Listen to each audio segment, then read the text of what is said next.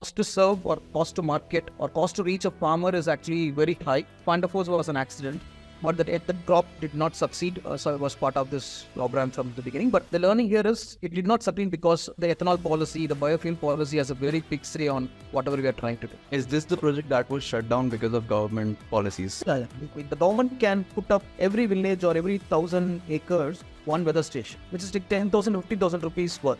One weather station they would have deployed, so much of companies would not be keep struggling to do certain things around that space. There are hundreds and hundreds of functionalities in a tool that you have built, but not all of your clients are going to use them. You know why they are there for. They play an important role. That's why they are there. But they won't know it because they don't know with what mindset this has been made, this framework or this product has been made up. So that's why consulting or helping the people to understand what this product does is really important. The farmers needs multiple opinions. So what I've understood is, we are concerned, we go to one doctor, we take a decision to at least 80%. Anything which is serious, very dangerous issue, then we cannot go for a second opinion or third opinion. But farmer likes to take every time second and third opinion, every time. Learning today is not a problem. Today is all about skills. When you said that skills is really important, I think my editor is gonna for sure cut this thing and use it as a promo for this podcast.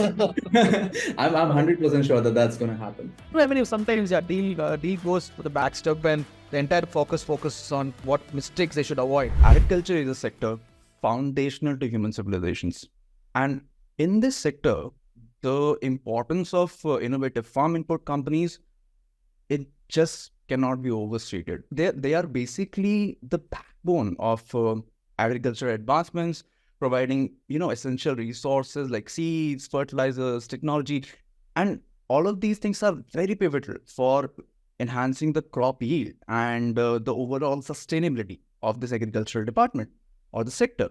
And these companies are not just business entities; they are like catalysts for change. They are basically striving to revolutionize the agricultural landscape through innovation and a lot of strategic partnerships.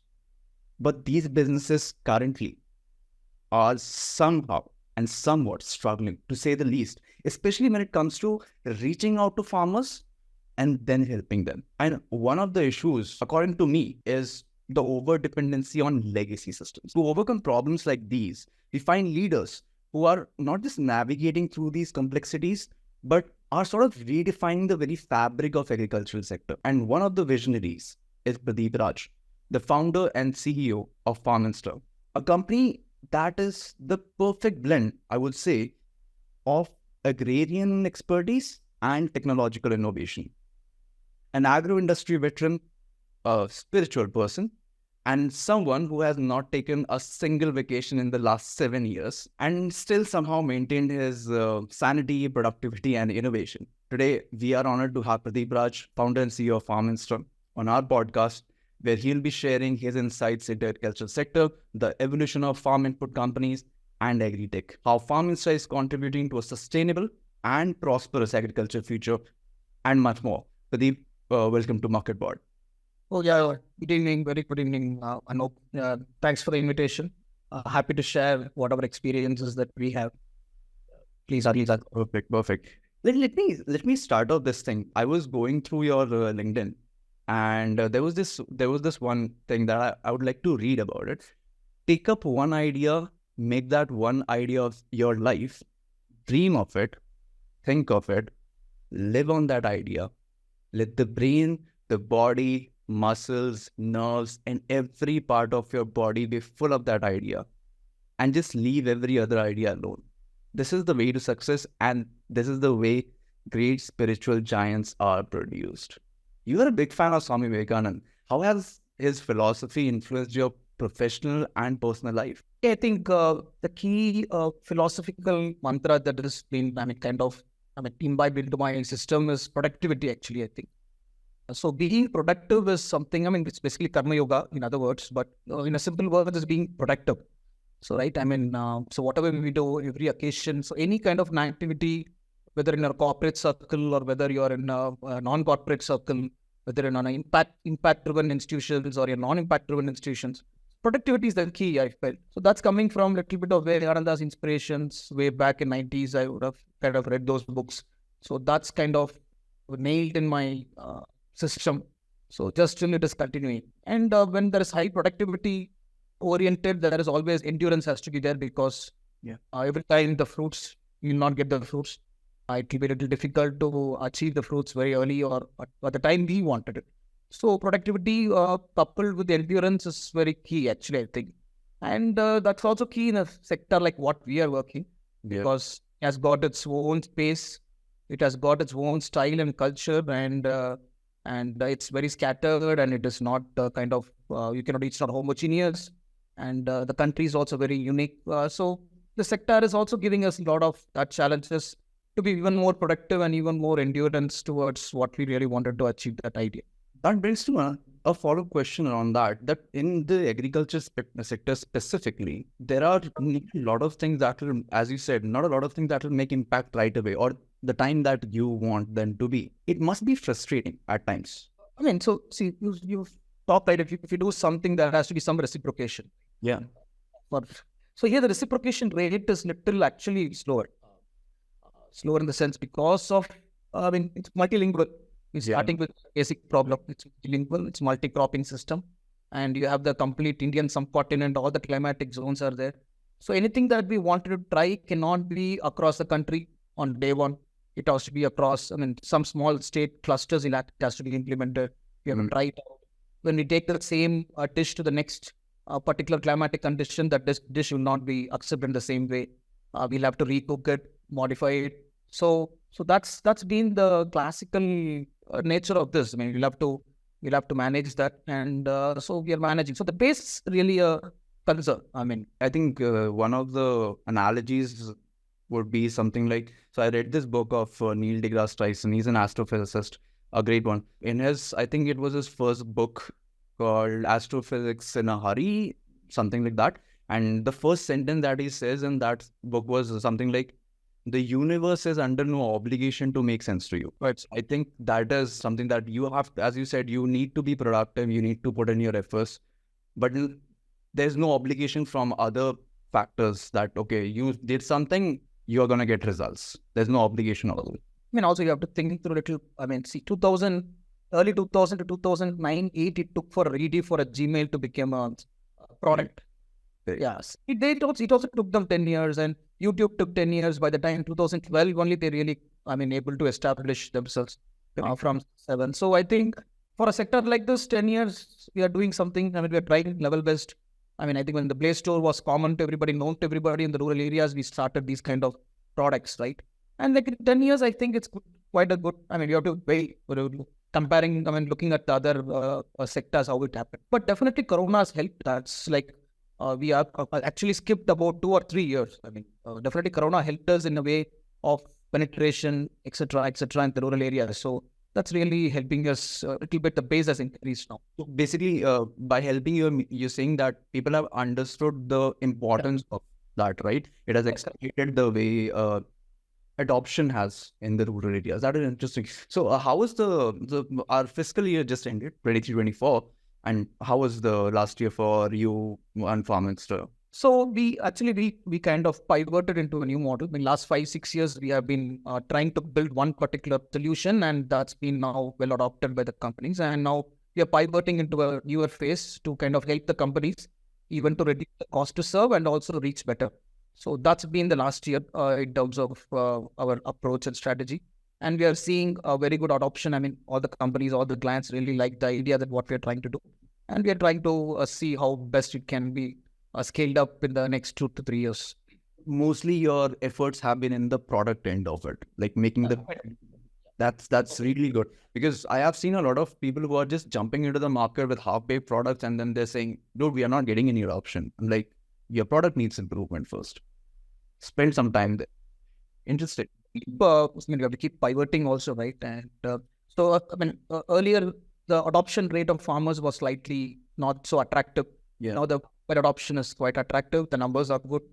I mean, it's not great, but definitely good compared to pre-corona times. So capitalizing on that, it gives us some confidence to do certain things. Okay, I think now it's at least we can try out few elements and we can keep going faster. While we're on the product side, I was just taking a look at the history of FarmInsta, so to say, and initially initially, I mean, FarmInsta is currently being rebranded as from Panda Force, and Panda Force was a product, or not even a flagship product, but as a secondary product of Kisan Gates, which actually came into the limelight because of its adoption and its performance. So, can you shed some light on the process of how FarmInsta, as we see today, as a product, what has been the process? To be very honest, Panda Force was an accident. So Yeah. Okay. we have to be honest. So basically, we wanted to reach. I mean, it was 2016, right? Play Store. I mean, the word Play Store itself was new to the guys who have been coordinating with or working with. At what time are we looking at? Like what year? 2015 later off. So it's basically 2016. We launched a product in a Play Store, which is for rural areas. It's quite. It's something. Yeah, something.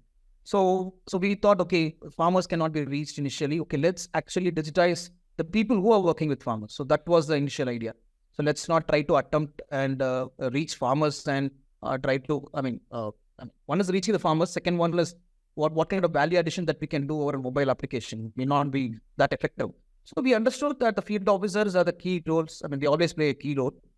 So let's digitize them. Just coming back to numbers, a little bit on the field officers' importance. For every 1,000 people, at least there should be one field officer, one field extension, like doctor to patient ratio kind of a stuff. Absolutely. There are very variety of numbers, 750:1 or whatever it is, but at least for every 1,000, there has to be one effective qualitative field officer who can help the farmers. Okay. So looking at the agricultural extension system, looking at the private and the public extension system, the number is 2,500 or 2,750. For every 3,000 farmers, we have a very quality extension officer who they can reach out. So we thought, okay, that ratio is also important. We'll have to bridge that gap, number one. Number two, whoever guys who are already there in the ground and doing something, we have to digitize. We have to empower them. We have to build their capability, and we have to make them do a better service what they're currently doing. So that was an idea we picked up, and that actually really helped. And that was a clear problem statement also for the companies, because the cost to serve or cost to market or cost to reach a farmer is actually very high, and it's like traveling to 10 villages, 15 villages, and by the time you get one conversion, it's very difficult, right? I mean, it's not about travel also, it's a effort, and you have only mornings and evenings that you can travel, daytime you cannot travel in summers. So all those practical difficulties, that became a greater issue. So we were able to address that. So that helped the companies also a lot. So the first client who are with us, they are still with us today. And so that's how it all happened. And now we're trying to connect, build the last mile also, how the farmers can also be built into the system. Basically, the whole extension service, that's what we're trying to keep on improving. Great. Interesting that you said. Okay, so earlier on, it was like somewhere, the ratio that you're saying, that was somewhere around 2,500, 3,000 to 1. Currently, what is it sitting at? I mean, the thing is, if you look at the public extension as well, the numbers looks pretty cute, but the public extension really did not provide the kind of a service which they're able to provide. So it's basically the private companies, farm input companies that you're talking about. So those guys plays a major role. So the numbers are almost like 1,500 to 2,000 now. I mean, that's where we are. Because field officers are generally, the initial phase was done by the banks and the rural officers. They were supposed to make this happen and make this work, but it did not. And that is why private players had to jump in. That, dude, you guys are not able to do it. Let us handle, let us pour something in from ourselves. True. But yeah, the thing is, doctors in the pharma field, doctors at least have that kind of an unbiased approach, right? Because the representative doesn't do a doctor service. So doctor service is separate, and there are medical representatives. But here, the medical representatives themselves have to advise. So there is definitely a product biased recommendations, which puts the farmers into a suspicion, which is unavoidable. Yeah. So I mean, so retailers plays the role of neutral advisory system. So to some extent, but they're also sometimes biased because of pricings and things like that. So yeah, but still works. Still farmers are happy. Yeah, because if anyone is associated with any company, obviously there will be some biases. That wouldn't be said until unless we have something like a central system. I can explain you. Unless we have something like a system called farmers pay for the service, right? Like farmers pay 300 rupees or 400 rupees for the service. The bias thing can go to some extent, but that's really kind of difficult at this stage.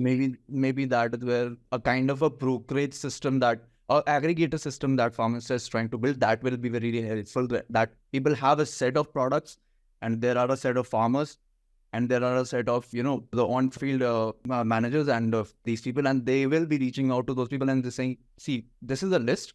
There will be biases because they're getting commission better from some other product, but there are products available. So which one would you like? Basically giving a luxury of opinions, right? I mean, But one opinion is biased. Okay, you give you more than 3 opinions, then you are creating an options, right? So that itself should help the farmers. So more opinions, more options to kind of decide by himself. very interesting proposition. In the future, do you envision FarmInsta to evolve as, or do you envision something like this where you see FarmInsta as a field operations along with the current field operations enabler plus an e-commerce brokerage or something like that, where people can actually buy the products from the retail? Have you thought of that ideas or anything, or has that not? Not at this stage. So we are basically trying to provide advisories and visit services from the field network that we already tapped in. So there is a lot of field network. So those guys, they can be connected with the farmers and provide a physical visit services from the companies we have already tied up. So that's what our key focus is. And I mean, the farmer can very well go and buy the product from any kind of retail joints or whatever it is. That's not an issue. So we are just focusing on the power of advisory and power of luxury of opinions. So that's where we are focusing on, and more of a field visit service rather than sending some digital contents or etc. Like how can a field visit can be of more importance to that particular farmer in diagnostics and also in taking right decisions and right recommendations. I'll come to that. I'll come to that later on. I want to really deep dive on the current state of field operations and the kind of advancements that are happening in other industries as compared to agriculture. We'll talk about those things in the later phase. So when you're speaking all of this, I mean, there are lots and lots of opinions, and I would say evidence-based and anecdotal evidences, that arguments that you are presenting, and that I think every person who is listening or watching this podcast will be able to say that, okay, this person knows what he is dealing with. And Pradeep has been actually working for a long time, and you have gradually climbed the ladder. You have been a territory manager and AGM, sales lead, and now that or the other way, and now you are a founder. As you said, FarmInsta, Panda Force was just an accident. There must be other learnings in each role, I believe. Every single role must have contributed something to someone that let Pradeep say one day that, okay, I think there is an idea and I can build a startup and then have something of my own. And there must have been a lot of wins and, more importantly, losses from which you learn. Because wins don't teach you much, losses do a lot. So can you share some of those anecdotal experiences with us? I think, two such interventions, which is highly dependent on a national level policy. I think that was my key learning. It's part of biofuel products. Mm-hmm. Way back in 2000, early 2000 to 2010, there's a lot of impetus on importance on building up alternative fuels. So we kind of introduced a sugar beet, a tropical sugar beet kind of a crop, which can yield more ethanol compared to sugarcane. But the crop did not succeed, so I was part of this program from the beginning. But the learning here is it did not succeed because the ethanol policy, the biofuel policy has a very big say on whatever we are trying to do. Is this the project that was shut down because of government policies? Yeah, it was. You have to make ethanol so much percentage mandatory, etc., etc. So it's a little bit linked to the policy. I mean, why the government did not do the policy? There are other reasons, of course, definitely. But as far as the project is concerned, it didn't take off, and that was one good learning. I mean, other learning is, one is a transgenic eggplant, genetically modified brinjals, right? Mm-hmm. Something we worked very closely, and then in Bangladesh we were able to launch. I was part of the team which was trying to do that. But India, it was there is a moratorium by the government, so completely stalled. It stalled the entire genetic research for the last 10 years that has happened. So these are the learnings. So when you do a business or any kind of a product, I think we have to look at the policy at large. I mean, how there might be some greater heart stopper because of some policy intervention. I think over regulations, they just kill innovation. The line has to be drawn somewhere by the government. And with the current state of agriculture, do you really think that the current regulations are good enough, or the government really needs to, cut us some slack to do more innovation in the sector specifically, especially when you're talking about the experience that you had when about your project? So I think there are more than regulatory process. There could be a lot of enable regulations, enable laws basically.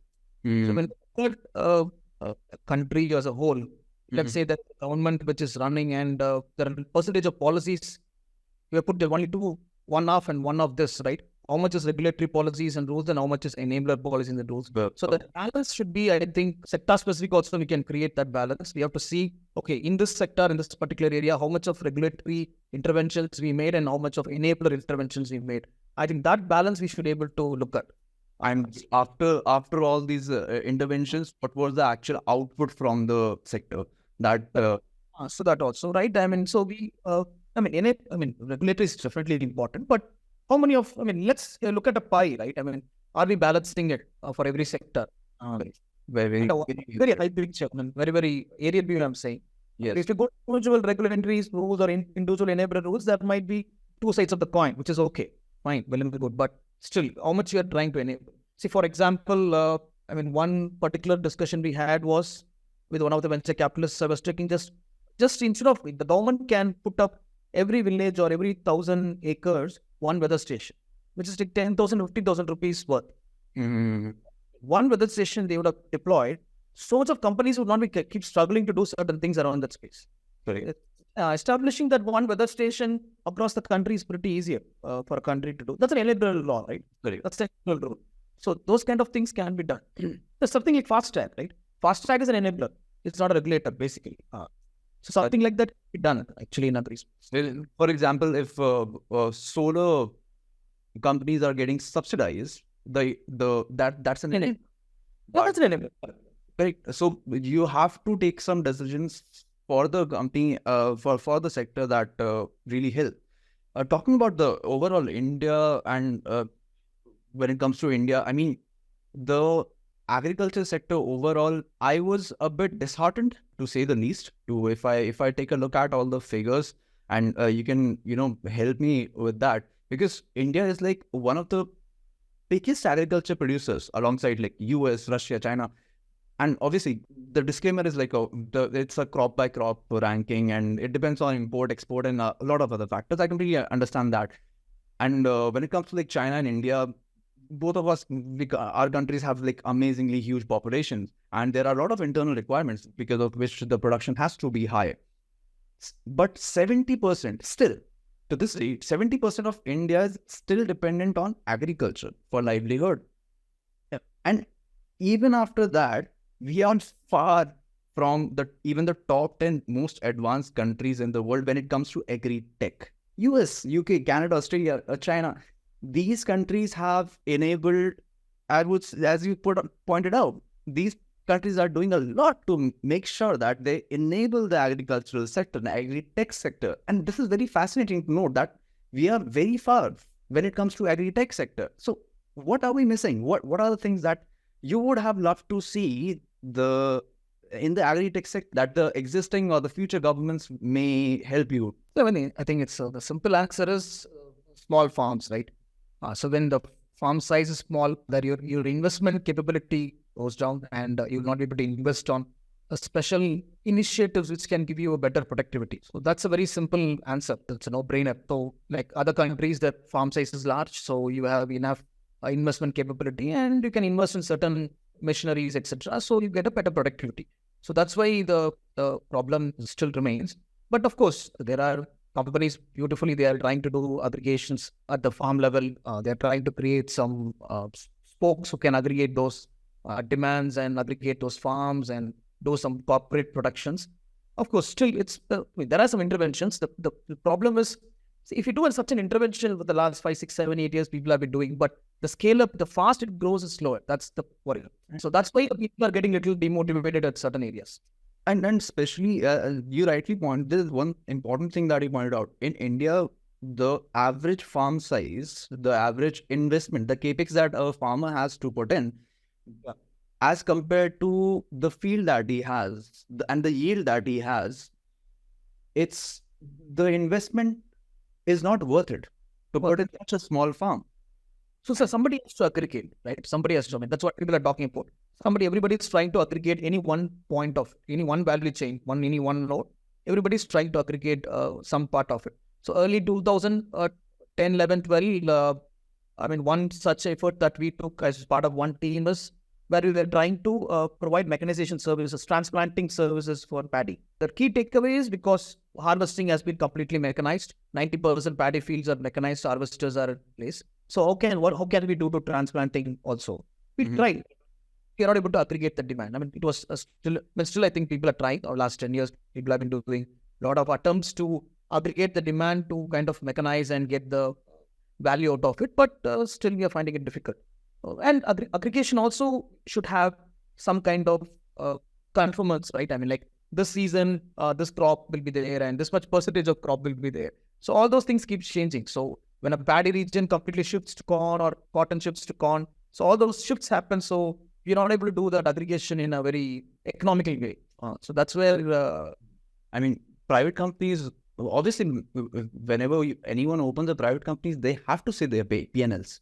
If the P&L is not coming in, there is not enough incentive to do something. right. And I think that is where the government has to come into the picture. When we are referring to the overall, the small farmers, the people who are in the majority, I would say, when it comes to the farming part, and the way how FarmInsta has been developed is that the end goal, basically, I would suppose, is that you want to connect the agricultural field officers with farmers, the last farmer, the farmer who has even a very small amount of land. And that would be the end goal. And with the current, and this is where I would like to pitch or, put in or take example of other businesses, other industries where AI is taking a lot of, AI is actually being incorporated natively within the application, within everything, within the recommendation engines itself. So in the future, is the use of AI in farming, will that somehow compete with the field officers? Because AI can give like real-time crop insights that field officers just cannot. They are just not able to. On the other hand, the current scientific awareness, I would say, among the farmers and the education, it seems like a limiting factor for our farmers to adopt the AI. Since you have, you deal with these people on ground who are working on ground on a daily basis, how true is it? How wrong am I? And is AI really gonna take over the field officer part? If not today, then when are we envisioning that to be? And what are the other challenges that we are facing in this arena? So anything in a short term, if it's going to happen, it's nice, right? I mean, if it's a short term, let's say in another 2 years, this is going to happen. Another 3 years, something is going to happen. But so this will definitely take time. It's not that it's not going to happen. It's going to happen. It's not no to that particular approach, but it will definitely take a time. So what we're trying to do within that system is we are trying to provide an advisory to a end user who understands only few languages. Correct. And he has to give certain information to us to provide him that particular advisory. And the advisory precision percentages also depends on the way of the kind of data that he's providing, number one. Number two, the variables which is around this system, right? The weather, soil, and other variables. So basically, there is a lot of variables which is involved for a human being, for a body. Let's say for some of our human body, some kind of recommendations that we wanted to give. The variables are pretty controlled, and even those variables are actually we only do it, right? I mean, we do certain actions so that our body gets disturbed. So variables are pretty controlled, but in that case, the crops variables are not controlled. So any kind of automatically generated diagnostics or solutions, well and good, great, excellent. But farmers has to also to understand that, okay, it has got some precision percentage. Let us accept it to some extent and then take it as one of the input and then analyze it and also properly take the decision. So we cannot tell them, okay, I give you this and the operation is success. It's like saying to the doctor that, hey, let me go for a second opinion. Correct. Something like that, right? So So that's what what I feel is the farmers needs multiple opinions. So what I've understood is, see, as far as we are concerned, we go to one doctor, we take a decision to at least 80%. Anything which is serious, some kind of a very dangerous issue, then we cannot go for a second opinion or third opinion. But farmer likes to take every time second and third opinion, every time. Plus, as we pointed out, there are too many variables plus too many languages, so that are different data sets. To train all those stuff to an AI or a ML at this multimodal language at this point of time, that requires a huge set of data that currently we don't have. The total number of variables. For example, we have last 8 years of data points. Okay, we have been the data points to something that we have is pan India, field crops, vegetables, and different kind of regionally what the farmers have told to them last 7-8 years. What kind of recommendations have been given, how the yields have happened in those areas, everything is there. But yeah, okay, great. And we can, last 8 years, we can layer the data of all the climatic conditions, all of the data can also be layered. We can come out with some capsules. Will that capsule be really going to cure the corona? I'm not sure. Still, it's a question, right? I mean, so it's nice. I mean, definitely there's data layers, millions of data points. It's like last 8 years data points across 500 districts. Per day, it's about or an average 100 data points, critical data points, important data points.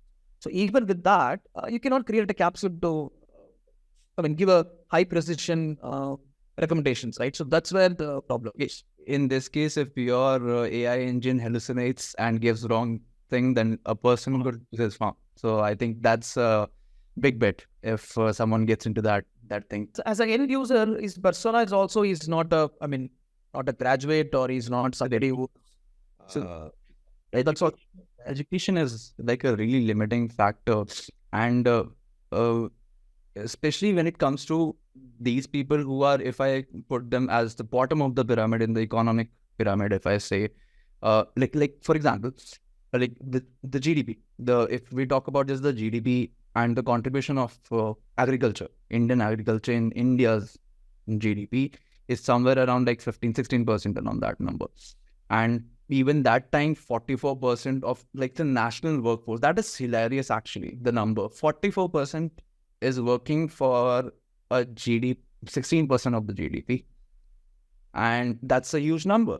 And if you talk about the overall GDP part, it's like it becomes very glorified in nature. Like it paints a glorified picture of India, like we are the 5th biggest GDP in the world. Then we come to more different sectors like per capita income. Not so much. We are not really doing really good. Then we come to income gap. Not even worse. Then as I said, when we talk about the people who are at the bottom of the pyramid who have got a very small farm, the situation gets really, really, really serious. So how much is the actual trickle down effect of the overall Indian agriculture GDP share on the farmers is actually taking place? Are these just macro numbers, or is it really affecting someone who is living in a village like Dimipur, Hanuman Nagar, or Mediguda? By the way, for our listeners and audience, there are some villages in Telangana. It's a southern part of southern Indian state. So are these villages, are these village people, farmers, are these benefiting from the big numbers, the agricultural sector is generating for the country? I can put it from another angle. Okay, see, let's say if you want to do a business for farmers, okay, you create some good product for the farmers and you want to sell it to the farmers. So now comes, okay, it's a major GDP, right? So if you look at the GDP, I'm building any product for a farmer, designing or some R&D has gone into this, a product is ready. It has to be really successful because the GDP is large, right? The number of farmer population is large, etc. But okay, now the product value is also another important criteria, right? What is the cost of the product? Who will accept the product and who gets the value out of it, right? So now we look at the per capita income of these farmers, it might be lower. I mean, we can say if you put an average, it might be lower, but there are certain farmers who the volume, let's say like 2,000 guys, okay? The per capita income is more. That 2,000 are almost equal to a country like France or Sweden. So, yeah. So we'll have to understand, not at a very, very macro level, indicators might look bad to us. See, let's say I want to sell Harley Davidson and I come to India. If I look at the per capita income and start selling Harley Davidson, it might not be attractive. But the his personas and his per capita income, the volume of those guys, if you look at it, will be actually more than any European country population-wise. So It's like something, maybe the solution is like, as you pointed out, first of all, tap into the buyer persona that is best persona for your product. Later on, to scale it up, then we can go to the bottom of the pyramid. And then what we can avoid, my next generation can go to that. See, your next generation can. It's pretty good enough. You target a buyer persona, and that persona is good enough to kind of cater to that in this next decade or two. It's good enough, and we can go to the next. Next generation can take care of the other personas, and this persona will also keep increasing, right? That also will keep increasing. So that itself is a high volume game. So that's what India is all about, right? At the end of the day, it's high volume. Other indicators doesn't matter. When the volume increases, most of the indicators goes for a foot. Well, we as Indians are very good at increasing that number for sure. So I was reading a report by this Internet and Mobile Association of India. This was pretty interesting because I come from a marketing background, and as a consultant, my job is basically to reach out to people and make sure that my clients are able to capitalize on the digital front when it comes to marketing. And a promising number that came in February 2024, recently generated report by IMAI, and they said that rural India has recorded a 442 million active internet users. That is like 1.5 times of US. Okay, so that's a rural population. That's what exactly I'm talking about this. And if we talk about the from 2000, just in 1 year or 2 years, it's been like 75-80% of growth in internet users in the rural sector, which FarmInsta or the agri-tech actual business taps in, or the agro sector taps in. But the problem there, now I'm talking about the marketing part in this. Majority of these people are either watching Facebook, Instagram, doing like wasting their time. Basically, the term that is being used is called doom scrolling.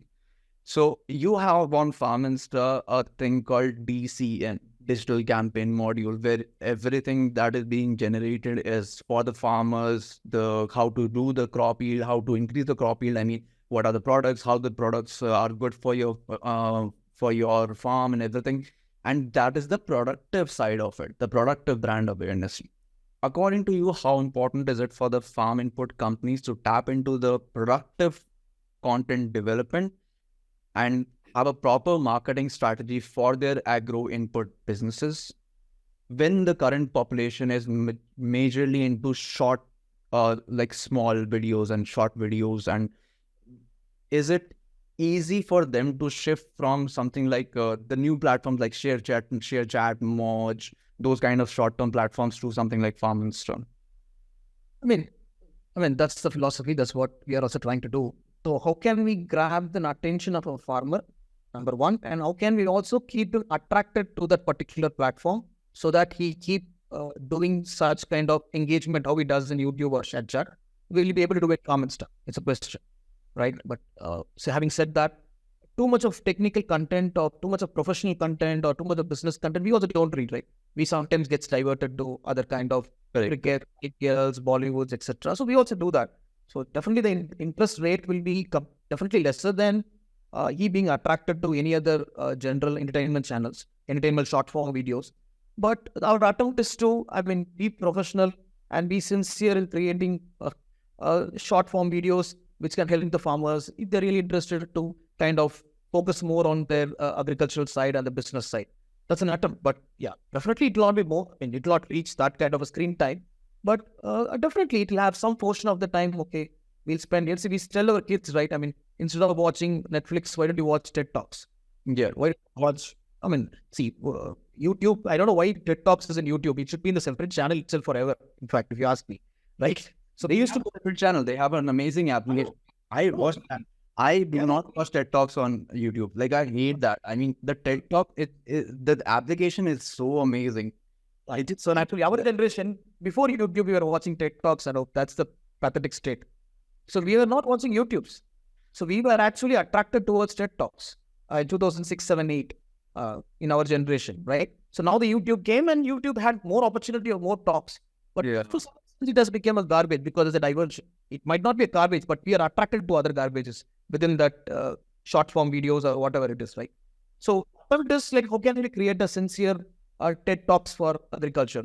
So something like that. So how can we still glued to that and attention, and then understand, discuss with the TED speakers. Something like that. We can also see how we can, great speakers can get involved in agricultural space. And other element is how field officer can also be an influencer on the ground. I mean, he might not have great entertainment skills like some of the influencers who are trying to do in the YouTube, but professionally also he can become an influencer, right? Who is passionate about his job. He can also become an influencer digitally. You can see the recent influencers like Sharon Hegley. He is a finance influencer. He changed the entire realm of finance. Right. He made his good content a bit funny for the audience. So we need people like them to jump into the agri sector and then do something. And those people will have to come from the sector itself. See, I mean, functionally, domains, coming to the domain perspective, a certain kind of content can be created sitting on this particular table, and centrally it's possible. Absolutely. But when agriculture, it has to be completely decentralized on the ground. Local taste and flavor has to come. Correct.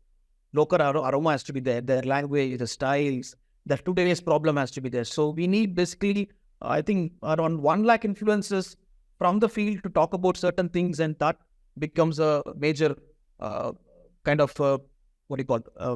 advisory system, which can create more. Basically, it's coming out of different regions, right? So that should become the major advisory piece or opinions for the farmers to get glued to. When we are talking about this, the total number of volumes that you are envisioning, I mean, it's not easy to get there. It's not impossible for sure, but it's not easy to get there. And to be very frank, it requires, I believe, a lot of money to be poured, and a lot of operational expenses has to be your one of the top things in the future. And while we are on this, 2022, I can recall, 2022 was like, I would say, the honeymoon period for the agri-tech sector, like $1,200 million VC funding. But after that, there were some setbacks, like it was cut down to 45% in the next year. Then after that, 50% more in the next year. And what some notable investments in the agri-tech in FY23 include like $39 million in Waycool. These are farmers to retailers and customers. $15 million in Samunati. They are your basically FarmInsta's direct competitors. $10 million in Ninja Cart, Series D rounds, and then $50 million in Jai Kisan. They are basically into farmer lending. We Grow, $25 million Series B round. They're in the basically growth stage and whatnot. How important is funding for agri-tech, especially for your model? See, I mean, we took a safe route. So definitely VCs might not been interested in the earlier days. So we took a B2B route, right? So with SaaS route, SaaS route is a completely, they're not so excited. So probably that might not have given them the attract to invest in such models, which is obviously correct also. And we just now moved to the B2C route. And now we are actually positive. I think it's like just a matter of months that we wanted to test something before we wanted to talk to them. And I mean, we are pretty understood the space that we are in. So it's not like we are doing some pilots, blah, blah, etc. We understood the space that we are in. We have got some 20, 30 odd clients, and they are like a 95% retention, and they are always with us for the last 6, 7, 8 years. Classical B2B route, right? Annual recurring revenues of SaaS, etc., profitable at the end of the day. So now that we took a B2C route, and even the B2C route, we want to do it profitable way. So in a hygienic way, in an organic way, whatever you call it as, so that we don't want to do a kind of push certain things to happen and then later feel for them. So how a normal product should be basically absorbed, attracted, and accepted by the small mass of people, and then we can gradually scale up. So I'm currently not pursuing, but I think in the few months now, once based on how much of reciprocation I'm getting from this particular model, from the ground systems, and accordingly we can go and talk to them. But it's important. This is where I would say that you are lowballing what you have done. Actually, guys, when we started B2B, they have a very, very healthy cash flow. That is why they're jumping into the B2C road base. And that's the reason why my question came to you, that now that you have a very healthy cash balance, you have a very good balance. in the future, when you are getting into when you want to get in the B2C phase, which you have already done a really good POC. I won't call it just a POC. It has gone beyond that. In fact, you have actually helped people do what your platform actually says it does.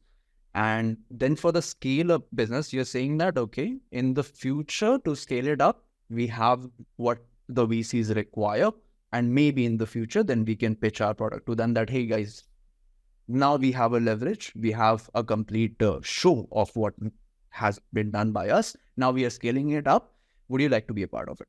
Yeah, of course. Yeah. And actually, I mean, see, the core focus is not going to change. It's always enabling the field office. So that's something which I'm very convinced of course.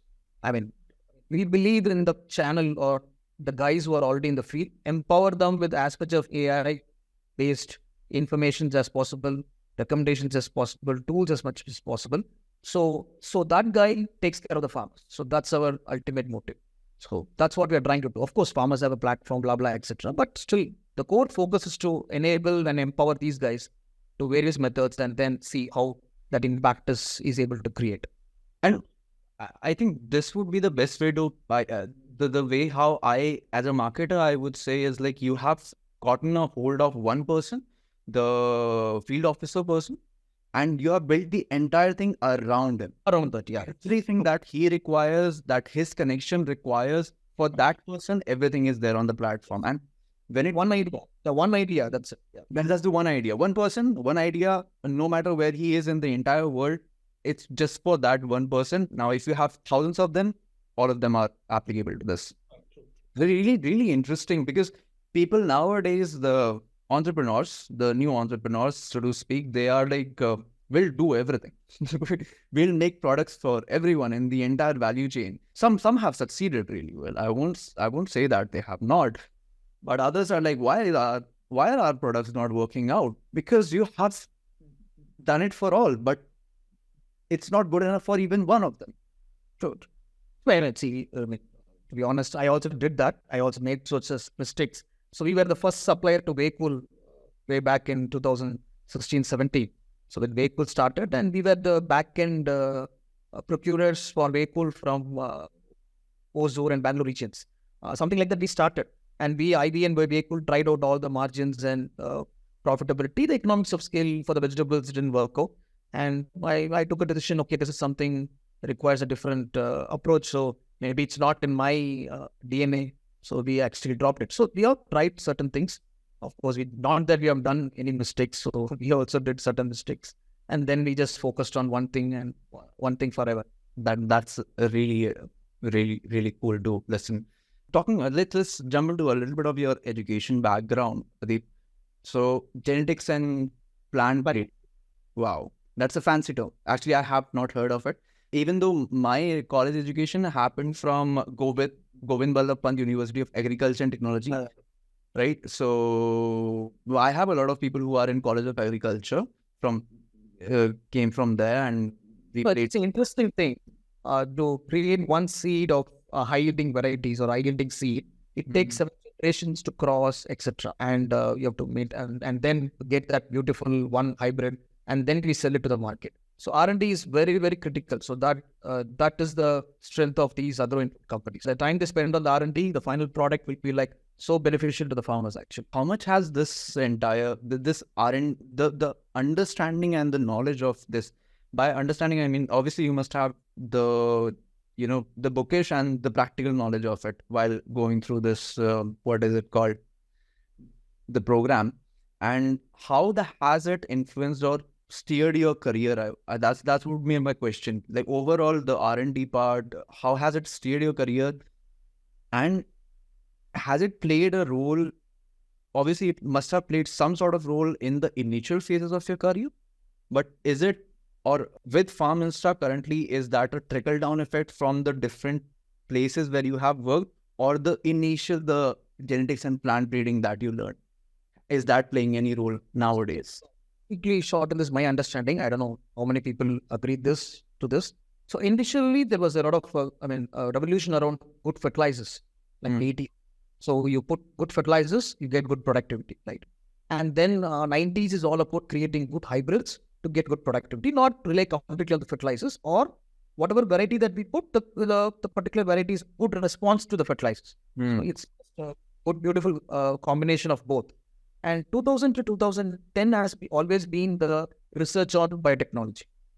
Because I was part of the biotechnology divisions and biotechnology research programs in with Cornell as well. So 2000 and 2010 has been biotechnology-driven programs. So, but one policy change, all the investments that happened on the product side. So 2010 to 20, there's been a complete vacuum. So the products are not ready. The conventional techniques and transgenic techniques are quite different. So all the investments have gone to transgenic techniques. So conventional programs took a big hit. So 2010 to 2020, there's a vacuum. So then I felt, it's a simple logic, which everybody felt. I mean, even when I was at Syngenta, we all know that product is not going to be the great driver. Operational efficiency is going to be the great driver. So somehow I understood, okay, I don't know how I understood that in those days, but somehow I clearly understood that operational efficiency is going to be a big nightmare going forward. Cut the cost, optimize the resources, reach the right farmer, get the right product sold to the farmer, get the right complaint addressed at the right time. So that's going to be the critical factor, is something I understood. And of course, the digital phase has also started. We call something called APK. We don't know the Play Store, right? We only know APK. And yes. At that time, there were third-party stores where you can download the application. Correct. And if you develop also, it comes as an APK to us in the email. Correct. So I developed when I was in the part of the company also. So that then we came to know, okay, data from a field officer in 2011, I'm talking about, a field officer can actually aggregate the data, and we can see the data in a dashboard. Wow, okay, it is going to increase operational efficiency. So there's a vacuum. So let's focus on operational efficiency is what that picked up that idea. Sometimes the moments of epiphanies actually drive your future, right? Actually, the very first name we kept within when I was working in the company is also Roots. Kisan Roots is the name we kept. Okay. So, okay, the roots of the grassroots where we're working. So I mean, it's very beautiful actually. We saw the field officer opening the APK, they're putting some data, and we are seeing in the web. Wow, it was like phenomenal. So this was in which year? 11, 12. I mean, actually. So we were doing transplanting services, right, to farmers. So we wanted to aggregate and give service requests to us. Okay, this farmer requires 3 acres of transplanting tomorrow. Like Uber, yeah, nothing but Uber. In 11 and 12, during that time, even the Androids were not that common. At that time, we had like Java phones, the Micromax and everything, Yes. right? True. Yeah, true. Android was just picking up. Yeah, Android was picked up after KitKat only. Before KitKat also nobody was. And at that time, like the Symbios, let's say Nokia was still there in the phone industry. Interesting. Basically, we're trying to do Uber for mechanization. Not the farmer, but field officer sent a request. So that request, we sent it to a nearby transplanting machine guy, and we go. So this was thing that we were mapping. How is that? That's amazing. How is that happening? And that's everything. Yeah. Right. And actually it took us 1 day to understand, there is something called GPS. We were brainstorming. How we know where the farm is? Okay, then we did all those things. Then we thought there's something called travel, the GPS, something we can figure it out, and all those things. It was very nice. And of course, I mean, but still the pity is still nobody's able to establish a Uberized model of mechanization. Many tried, and still it's not. Everyone in the entire logistics, even the biggest logistics company, like even DHL and everything, they are Blue Dart, they are trying. Even Apple has not even been able to do that. They are one of the biggest logistics, I would suggest. And they have not done that perfectly. They are still cutting the product packaging and everything. They have still not cracked the code of logistics. I think that's very hard. Otherwise, the Suez Canal and everything, all those incidents may not have happened yet. But yeah, that's a very, very, very macro thing. Talking about, coming back to the education part, after you did the genetics and plant breeding, which apparently has had multiple phases, and then you jumped into this.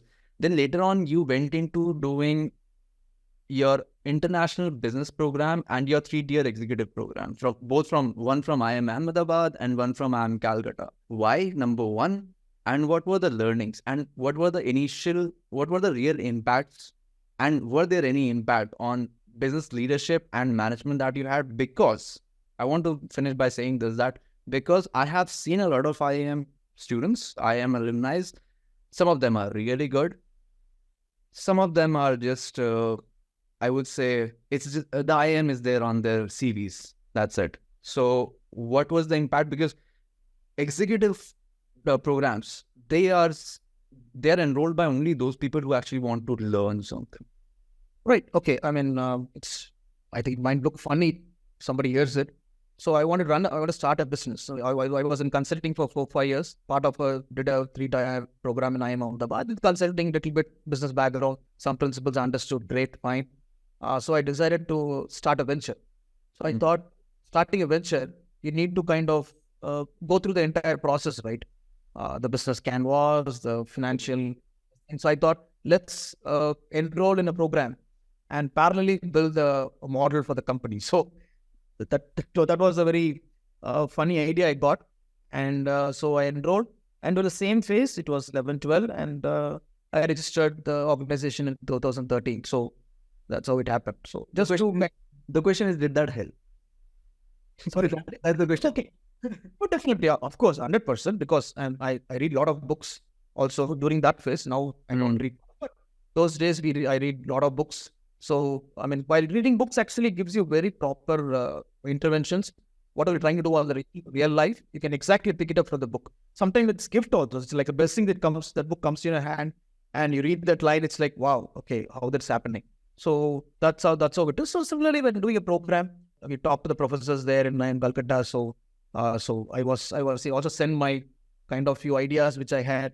So they replied back to my ideas. So it was a journey in which your mind goes through the 10-12 months, along with the professors, along with the ecosystem, along with books, academic books, and then your idea, it gets to a shape, is what my belief was. I mean, the one word that I would pick up and then dive deeper on would be the word you used, ecosystem.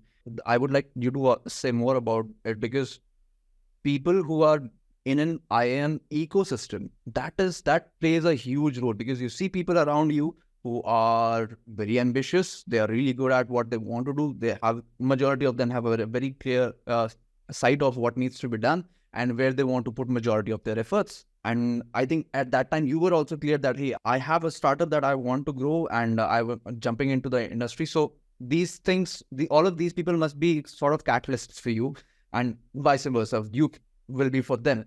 So how much has the connections really helped you at that time during the learning phase and during currently the implementation phases? Those connections nowadays, they must be your friends now. Not really, actually. Of course, there were a few connections, but not really. I would say the ecosystem is all about, let's say you join a company.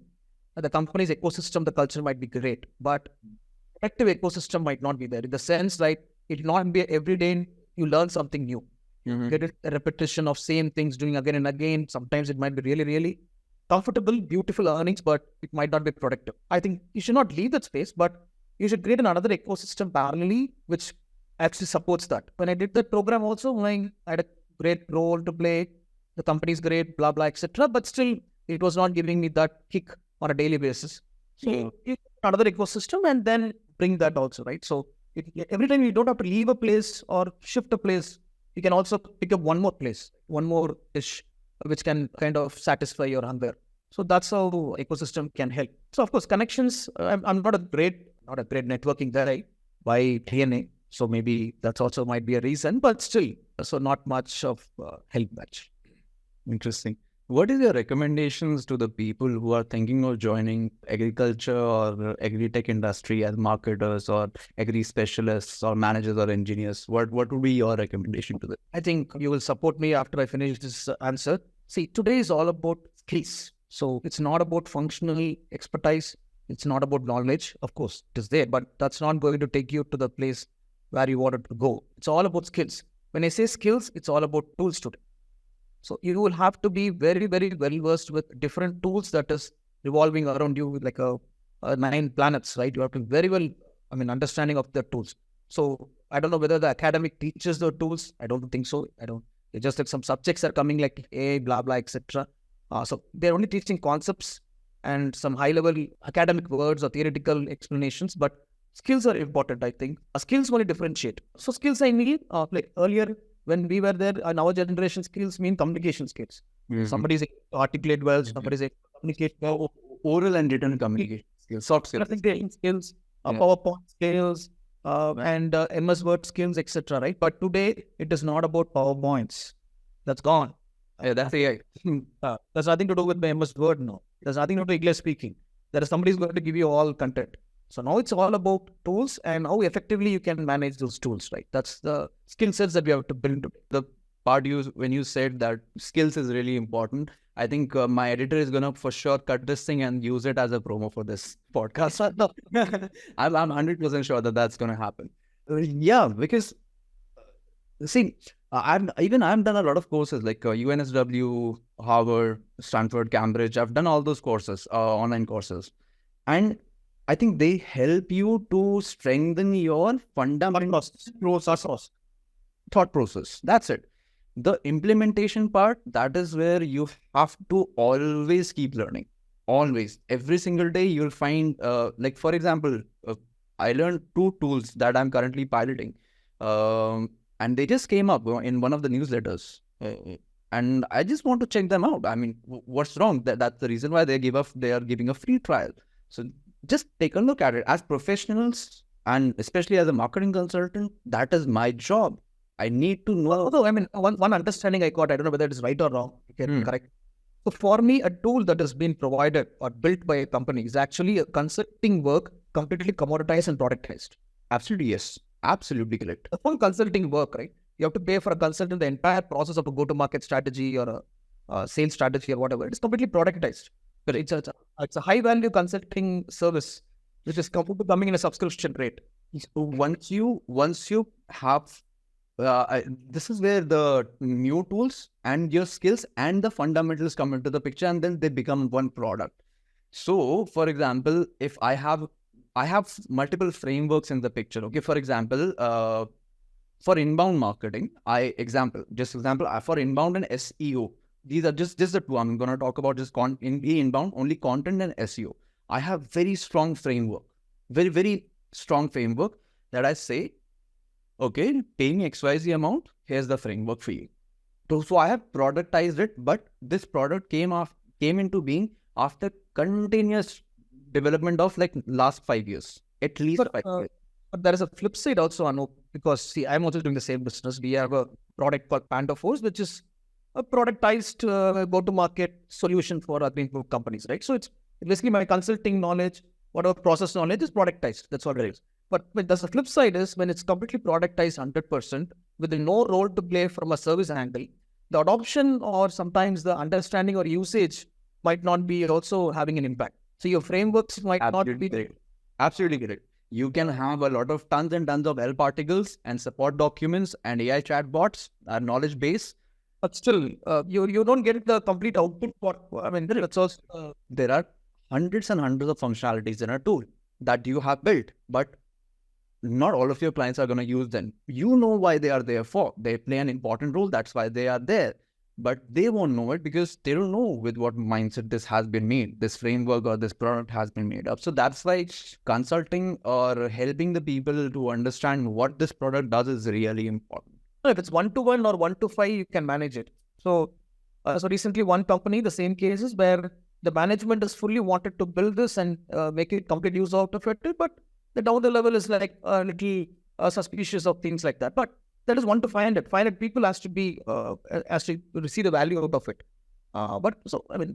There's a flip side of productizing and not having a service angle to that also a little bit. Yeah, I think then maybe you can charge for early consultation, like charge them really, really horrendous amount. Like there's this company called Qualtrics. They are basically into customer feedback industry. They have a product. That product costs like $20,000, $30,000 per month. But on top of that, if you need any help, you have to pay them $250 to $300 per hour of consultation. So that's why I say horrendous.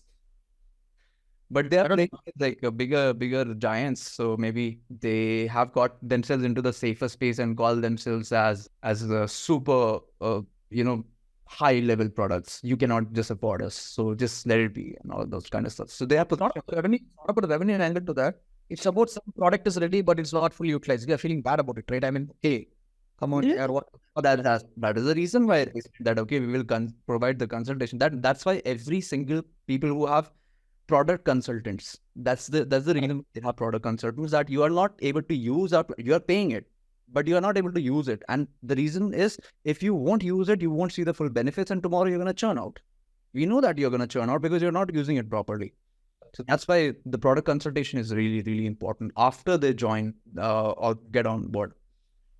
So coming to this entire thing, the FarmInsta overall, especially the senior management that you have, the positions that you have, I believe the senior management people, they are working with you basically, I would say, since the inception of FarmInsta, or even before, if you can correct me on that. So according to you, apart from the product and the knowledge that you have about the industry and the agri-tech overall, how important is employee retention? How do you make sure as a leader that employee retention and employee satisfaction is there in the company? And what, as a leader, do you think while you're managing a team? Okay, I think at a scale of such companies like how we operate, for us, it's absolutely zero problem. So we don't have any issues because the level of exposure they're getting at these small companies, medium-sized companies, it's phenomenal. So they would not be able to get in large companies. Their roles will not be so prominent. So retention and employee satisfaction is definitely a zero problem. The problem with relates to employees is like how fast they can kind of get trained in every area. That's where so today there's a lot of diversion for these kids, right? And so the expectations is high, and it's a very obvious, if you ask me, it's a very honest expectation. So they should be able to manage their weekends and train quickly, build the capacities, because learning today is not a problem because it's not every access. It's absolutely not. It's not a problem at all. So there are some leaders. So recently we had a program by an ex-veteran, Syngentian veteran, who have been training our folks. So it's nice. So these kind of things happens, but how quickly they can adopt and train is something very critical. The capacity is a problem, not the tension. So even, not by going with education or not, the capacity is a problem today. There is a problem. The 2 years of Corona gap, we are able to see it very clearly. When it comes to my team and then managing the team of my own, I think things that I have learned from people like Gary Vaynerchuk, these are some of the people who I listen to. One of the things that I think it was Gary who said this: you need to fire fast. If someone there are two types of problems a person can have or an employee can have. There can be a skill issue or there can be a will issue.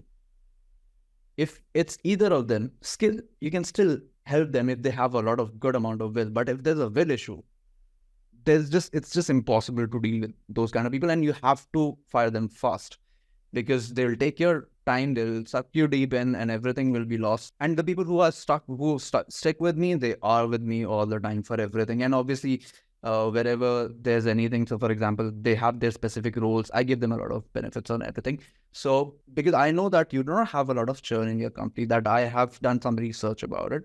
And obviously the junior members, they will come and go based on the requirements. So what is your overall way of management?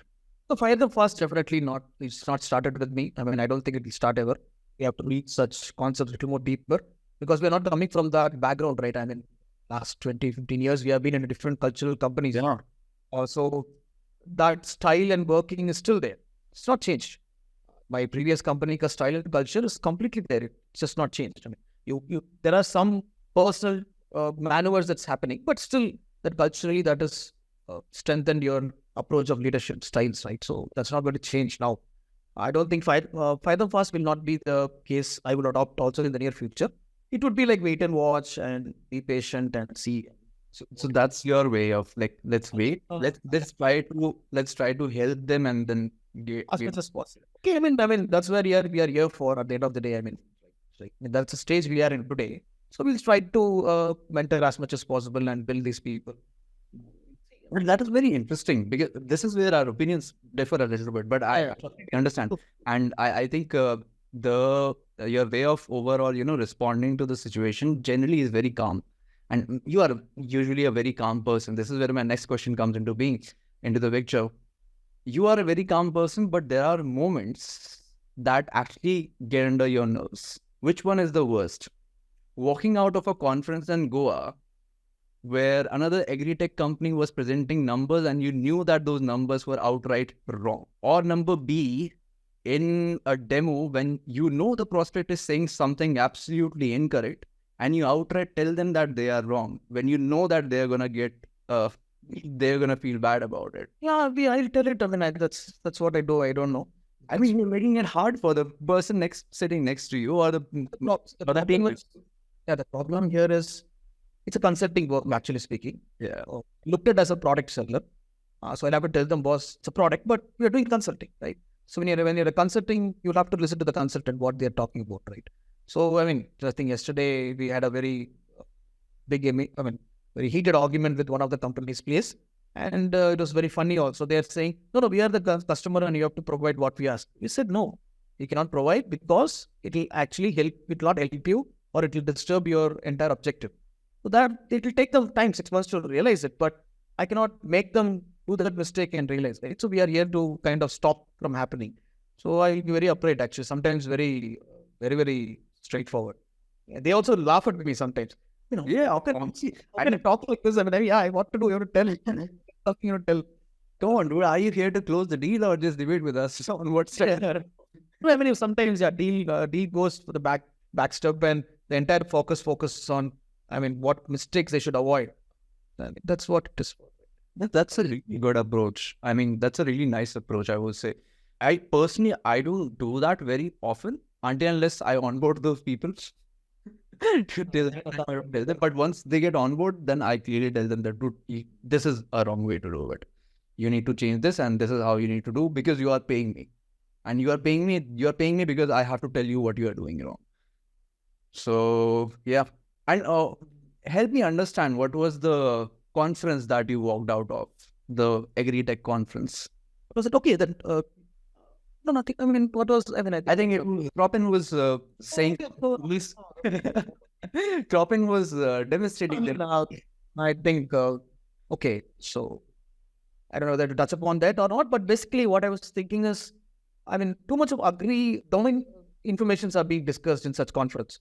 You have to bring in, we're not talking digital. So we are saying agri-tech, we are saying digital. Most of the conferences, domain parameters are spoken more compared to a digital parameters.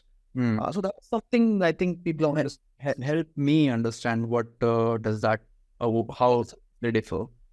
I mean, okay, the company was like pitching, we see that we are building a digital skeleton around a business model, right?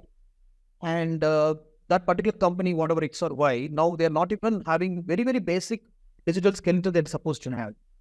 And they're basically working, I mean, they're doing some of the trading businesses now, right? Without the digital skeleton. So I'm okay, they can do it. I'm not saying stop doing it, but the digital skeleton approach should have been even more stronger. They should not have compromised on that because it would have helped them operationally, phenomenally, it would have helped them operationally, right? They're doing great. I mean, as a line, they're doing great, which is okay. But they should not have compromised those basic core thing, which was building a digital company out of it, right? And you got annoyed because they were not addressing the issues. This is an issue, dude. This is a basic fundamental issue that you are not telling people. I mean, for me, like, I'm putting people on ground of a company, like a company like us. Somebody says you have to put people on ground, I will not do it. Because there are companies who are putting people on ground and we are trying to solve that operationally. If I do the same thing, then I became the same.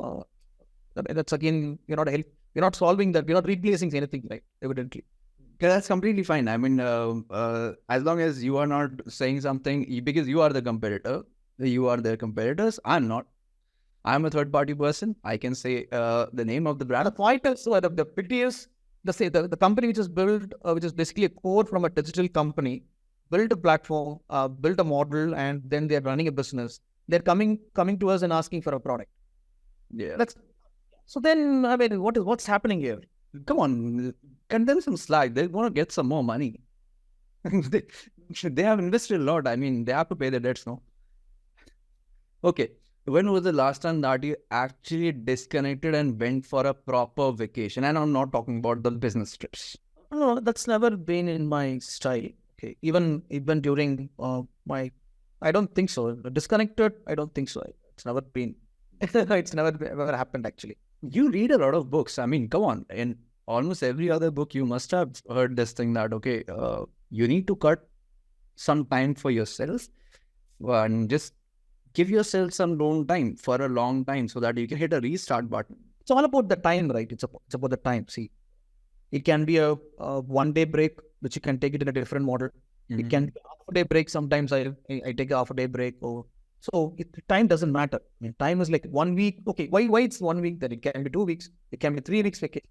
Yeah. Time is just a relative factor, right? At the end of the day.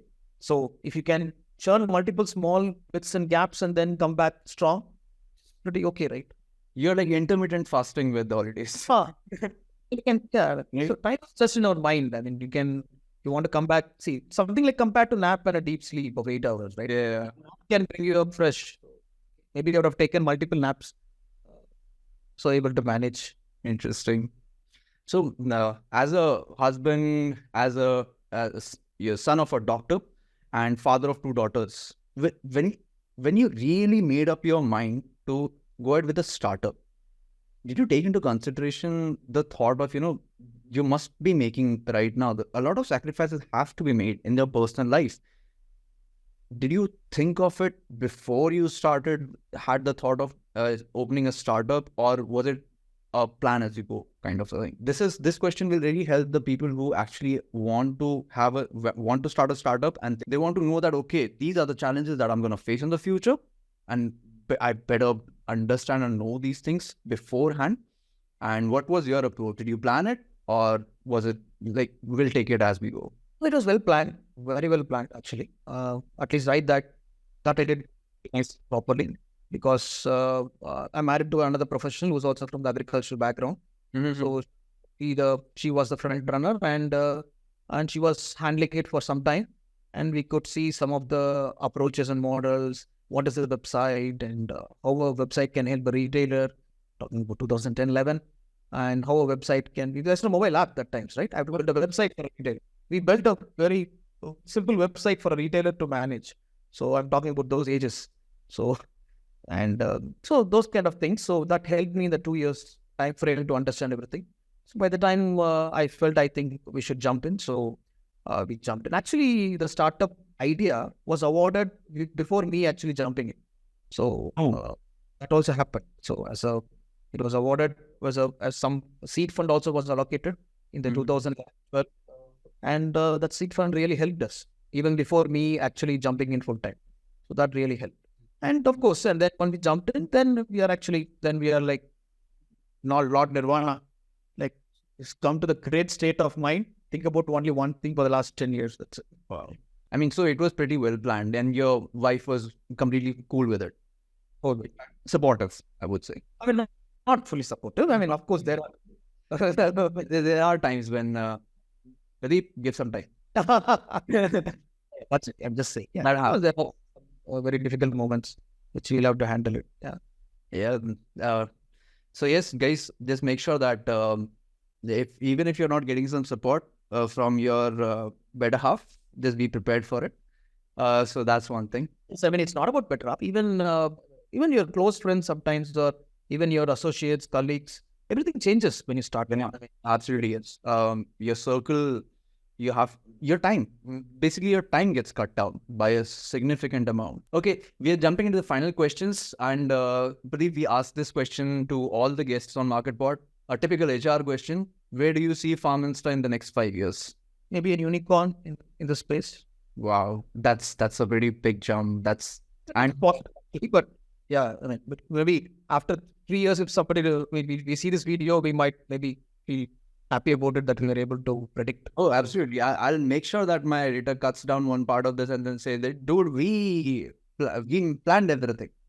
We knew it from the start.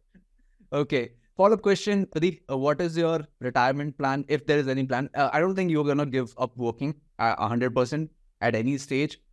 But do you have any threshold? When do you plan to take a step back and just slow down a little bit? Is there a target inside your head? No, I mean, actually, this Indian market space, we wanted to, I think now, if you would have asked me 2 years back, you would have said we were nowhere.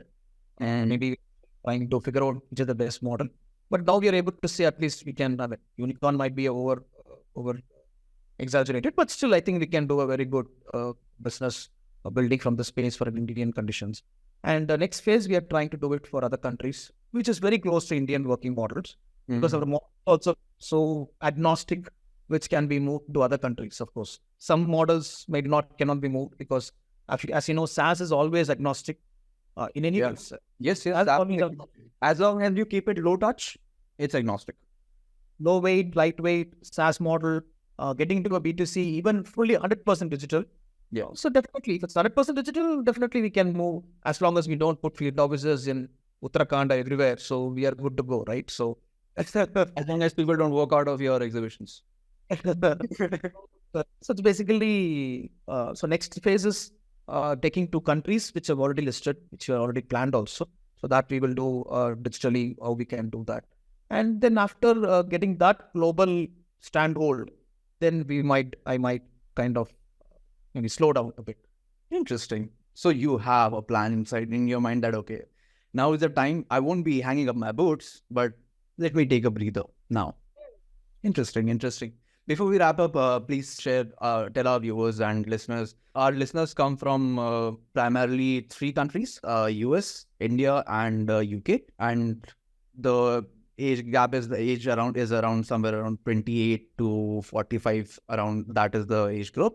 So I'm hoping that a majority of them are from the marketing field and from the industry and industry veterans. So before we wrap up, please tell our viewers and listeners where they can find more information about FarmInsta and where are you present? Okay, FarmInsta, it's basically an Indian-based kind of field network system that we are trying to establish to serve the farmers. And you'll find us in www.farminsta.com. And to the viewers from the marketing space, I think, one learning recently I thought I will share is, so you have to check the market readiness. Sometimes the size of the market or even the adoption might kind of cheat you, but you have to see the readiness to a very, very great extent. Please don't get into something which is little far stretched. It is not easier now within current generations and current scenarios. It's very tough to stick around, just okay. And without changing the model, you'll have to maintain that model forever. And if you pivot it also, it's changing a little bit and it's not so stable. Pivoting is also not, pivoting is actually as a habit, it's good, but stability might not be there, which is risky. So, right. So market readiness at a very, very bigger picture, you have to see the readiness of the market. The problem might be existent, solution might be wonderful, GTM might be feasible, but the readiness quotient we'll have to check. What is that? I don't know what kind of management principles or statistics or articles around that, but you have to check the quotient of the readiness. So that's very critical. Thanks a lot, Pradeep. That was really important for every listener to hear about. The overall readiness of the market is certainly important. This advice is going to be industry agnostic for sure. And thanks for sharing your expertise, your insights, and for being an open book about your personal, professional, everything, the entire life. Guys, India is making a huge progress in terms of agriculture, like when it comes to, innovation, and there are dedicated industry veterans among us like Pradeep. I'm very optimistic that with the expertise of people like him, we will expedite this movement and will improve the technological inclusion and adoption of the agricultural sector, especially the farmers in the coming future. To our listeners, thank you for watching and listening to MarketPod. Your engagement helps us to have deep discussions about different sectors. Before we wrap up and I say the final line, Pradeep has something to say. Yeah. Okay. So just one submission. I think you rightly indicated that. So anybody who's building any tools, any kind of digital tools, or which can help any kind of 25-year to 35-year-old guy who's working on the ground, right? Any kind of tools, right? He's selling. He's a seller, basically. My guys are sellers. So any kind of tools which is not related to agriculture or anything, or any kind of tools which is related to agricultural farmers, if you have those tools in place, or SDKs in place, or any kind of APIs in place, please happy to share with me such informations, because go-to-market is taken care, because we already have clients, we already have users. So go-to-market something is taken care. We can have a nice arrangement and we can do that. So something is there in your guys doing something, working around it. Please happy to share it with me. Yeah, please share all the SDKs. If you have any open GitHub that any integrations that you can suggest to FarmInsta, feel free to take a deep dive into the FarmInsta application as well. They're available on Play Store, and yeah, you can just go about it. There, I think you are on Instagram as well. You keep posting over there. And with that being said, until next time, this is Anup signing off. See you in the next one. Cheers. Thank you. Thank you so much.